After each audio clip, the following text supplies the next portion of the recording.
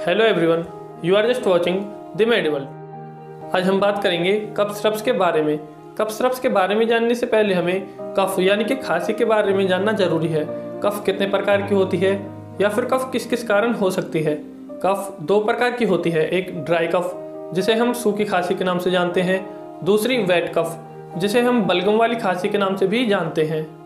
कफ syrups अनेकों medicine के combination में आती हैं, लेकिन मैं आपको सबसे इफेक्टिव और सभी मेडिकल स्टोर्स पर आसानी से मिल जाने वाली कफ सिरप्स के बारे में बताऊंगा। आपने कभी ना कभी कफ सिरप जरूर ली होगी, या फिर जब भी कफ सिरप लो तो देखना कफ सिरप में दो या दो से अधिक मेडिसिन का कम्बिनेशन होता है, जो कि कफ के साथ साथ जुकाम और एलर्जी को भी खत्म करता है। सबसे पहले हम बात करते हैं ड्राई कफ के बारे में। ड्राई कफ यानी सूखी खांसी।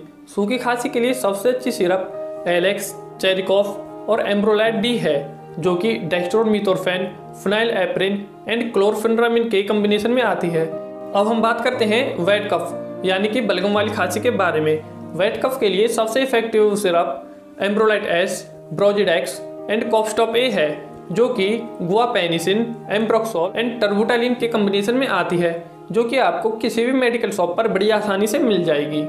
अगर आपको मेडिकल फील्ड से रिलेटेड कोई भी जानकारी चाहिए तो मुझे कमेंट में ज़रूर बताएं।